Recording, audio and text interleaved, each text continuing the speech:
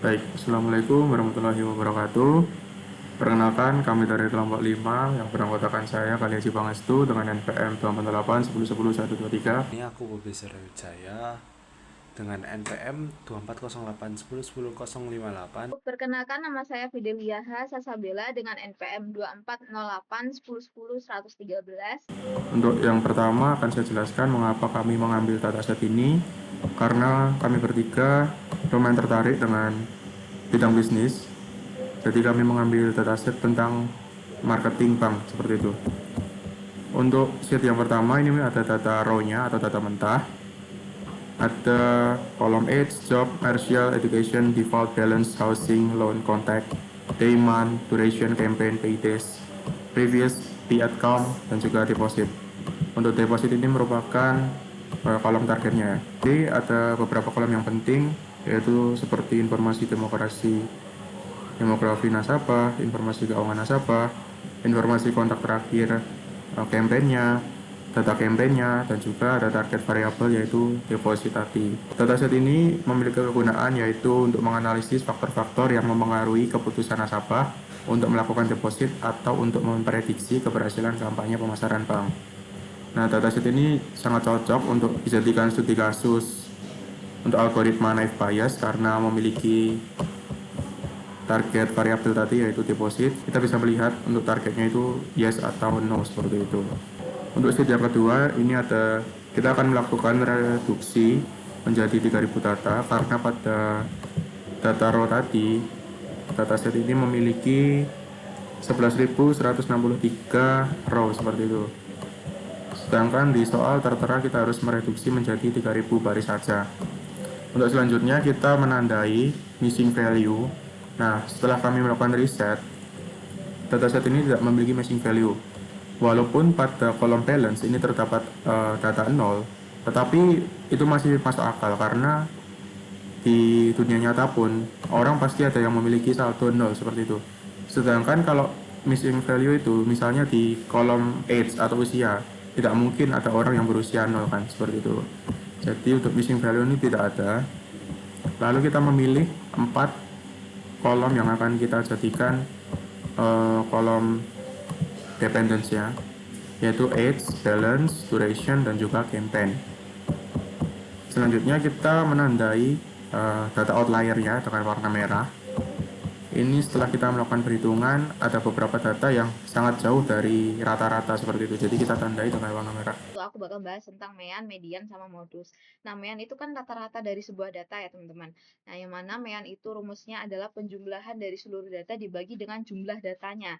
Nah, di sini kita ketahui penjumlahan dari seluruh datanya menggunakan rumus yang ada di pojok kiri atas ini, yaitu totalnya segini, dengan jumlah datanya yang kita ketahui adalah 1749. Nah, sehingga pembagiannya bisa kita bagi antara 71138 dengan 1749 dapat diketahui 40,67. Nah, kalau misalnya kita pakai rumus Excel, kita bisa pakai rumus average yang ada di kiri atas ini.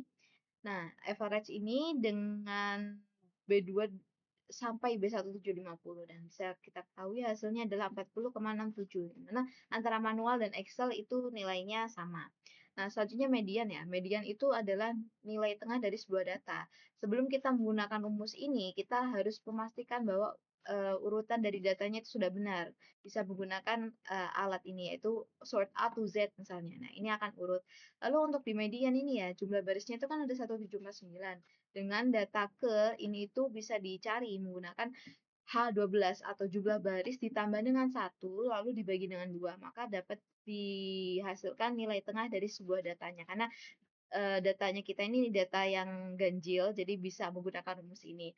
Maka mediannya adalah data ke-875 atau data dengan hasil 38. Nah, kalau misalnya pakai rumus Excel itu bisa pakai rumus langsung median yang ada di kiri atas ini, median B2 B1750 dengan hasil 38, yang mana antara manual dan rumus Excel-nya itu sama. Lanjutnya modus. Modus itu adalah nilai yang paling banyak muncul pada sebuah data. Nah, kita bisa menggunakan perhitungan manual seperti menggunakan rumus yang ada di kiri atas yang sudah saya tunjukkan menggunakan kursor ini. Nah, di mana kalau misalnya kita pakai rumus Excel itu bisa pakai langsung mode single, yang mana hasil antara manual dan rumus Excelnya yaitu sama. Lalu kita bisa terapkan di tabel yang lain. Ini udah pakai di tabel age, terus di balance, lalu di duration, serta di campaign. Teman-teman, kita mulai dari varian. Variannya ada dua dua kolom ya di sini, ada manual dan Excel. Saja ada normalisasi. Nah, normalisasi ini adalah menormalisasi menjadi skala 0 hingga 1. Di sini kita pakai rumus yang ada di kiri atas. Saya akan menjelaskan rumusnya, di mana A2 ini adalah nilai yang ingin kita normalisasi, lalu dikurangi ini dengan nilai minimum dari rentang A2 hingga A1750 yang dibagi dengan nilai maksimum dari rentang A2 hingga A1750. Lalu dikurangi dengan nilai minimum antara rentang A2 hingga rentang A1750. Kita bisa terapkan juga di tabel-tabel yang lain seperti di age, balance, duration, campaign, dan deposit. Ini ada rumusnya kayak gini. Jadi tinggal dimasuk-masukin aja sebenarnya. Kalau aku sendiri ya tinggal masuk-masukin aja sesuai dengan rumus itu. Rumus dari normalisasi itu ada normalisasi sama dengan dalam kurung X dikurangi X min dibagi max dikurangi min, batas batas atas sama batas bawah. Nah, X max itu maxnya batas atas, X min itu batas bawahnya. Nah, tentu saja dibantu dengan perhitungan rumus dari Excel atau spreadsheet ini, jadinya kayak gini. Ini sudah diambil sampel 10 dan hasilnya valid. Buat standar deviasi juga kayak gitu. Ini rumusnya pakai SQRT, itu kayak akar dari. Nah, rumusnya kan akar dari varian kan, standar deviasi itu. Jadi rumusnya hanya kayak gini. Selanjutnya baru kita lakukan yang namanya penyajian data distributif. Kami juga sudah membuat data kelompoknya dengan 11 kelas seperti itu, dan juga panjangnya menyesuaikan. Ini sudah tertera dari data terkecil, data terbesar, jangkauan, banyaknya data, banyak kelas, dan juga panjang kelas. Untuk setiap kolomnya bisa dilihat di sini. Lalu kita juga sudah membuat visualisasi dari distribusi frekuensi pada rentang usia tiap kolom. Bisa dilihat di sini. Ini juga sudah interaktif. Kita bisa geser-geser lalu akan muncul datanya secara otomatis. Kemudian di bawahnya sudah tertera juga frekuensi relatif dalam bentuk persen. Kita sudah jumlahkan sesuai dengan data yang ada, yaitu 1749 baris dengan total 100%. Bisa dilihat di sini sudah tertera semua. Lalu pada yang terakhir kita juga sudah membuat visualisasi tentang frekuensi relatifnya dalam bentuk pie diagram.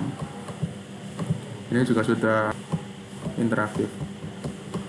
Nah, untuk yang di sebelah kanan ini juga sudah ada variabel targetnya tadi, yang kita bisa tarik kesimpulan bahwa nasabah yang melakukan deposit itu sebesar 697, sedangkan yang tidak melakukan itu ada 1035. Ini juga sudah ada diagram batangnya dan juga pie diagramnya.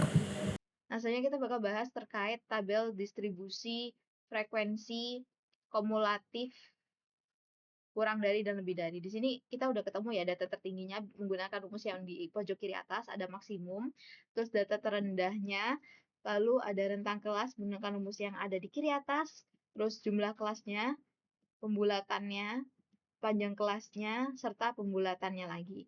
Nah, di tabel H ini kita bisa menentukan pertama nilai data terendahnya terlebih dahulu, lalu ditambah dengan nilai dari pembulatannya, lalu dilanjutkan hingga seterusnya kepada nilai-nilai yang lain. Lalu untuk frekuensi, teman-teman, Nah, ini frekuensi bisa kita cari menggunakan rumus yang ada di pojok kiri atas yang sudah saya tunjukkan. Dengan batas atas yaitu nilai dengan dengan data yang sudah kita tunjukkan ini ditambah 0,5 yaitu batas atas, serta frekuensi kumulatif kurang dari yaitu berdasarkan dari frekuensi. Dengan batas bawah itu adalah nilai data terendah dikurangi 0,5 itu menghasilkan batas bawah. Sambil kita lihat rumus yang di pojok kiri atas. Nah, ini frekuensi kumulatif lebih dari yaitu penjumlahan antara M16 ditambah dengan I15. Kita bisa lanjutkan teman-teman ke data-data nilai yang selanjutnya. Nah, lalu kita buat grafik. Di sini grafik kumulatif kurang dari, ya bisa kita lihat ada 32 dengan frekuensinya adalah 23,5 batas atasnya, sorry. Jadi frekuensinya 32, batas atasnya 23,5. Berarti ada di sini. Terus untuk 261 batas atasnya 29,5 di sini dan sebagainya. Lalu untuk distribusi frekuensi kumulatif lebih dari, sini ada 1749 yang ada di sini dengan batas bawahnya itu 17,5 dan selanjutnya. Terapkan juga pada data-data seperti balance, terapkan juga di data duration, terapkan juga di data campaign.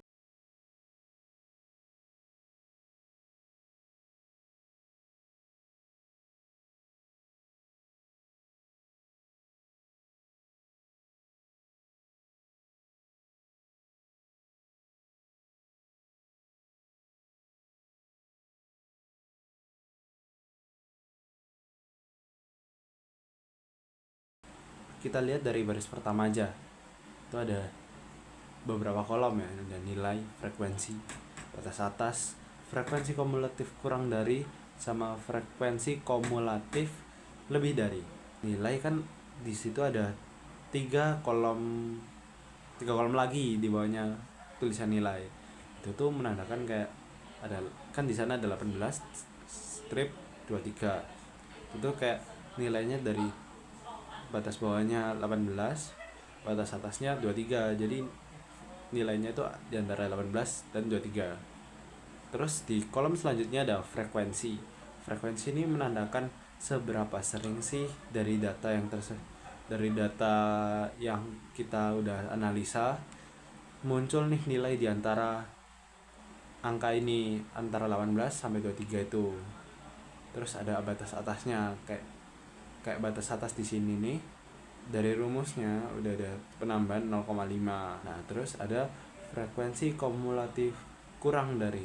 Jadi, frekuensi kumulatif kurang dari itu apa sih? Nah, konsepnya tuh menghitung jumlah bertambah dari bawah ke atas. Artinya, berapa persen data yang nilainya tidak lebih dari batas ini. Nah, kayak bisa dilihat di situ ada frekuensinya 1,83%.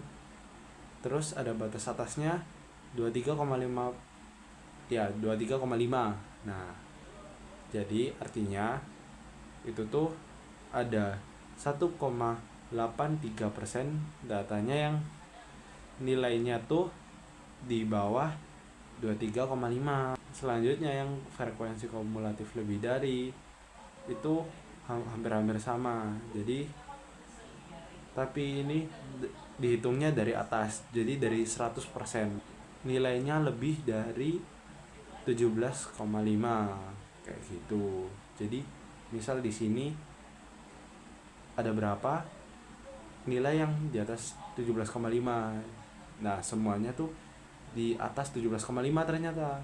Jadi frekuensi kumulatifnya 100%. Nah, bisa dilihat juga di sini ada grafiknya. Nah, grafiknya tuh sumbu X itu diisi sama batas atas atau batas bawah.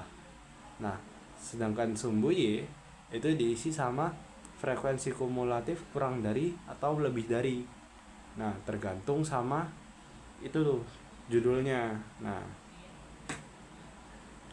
lihat aja judulnya, kalau frekuensi kumulatif kurang dari, berarti sumbu Y-nya itu ya tabel frekuensi kumulatif kurang dari. Nah, kalau di judulnya tuh grafik distribusi frekuensi kumulatif lebih dari, itu tuh berarti sumbu Y-nya ya frekuensi kumulatif lebih dari.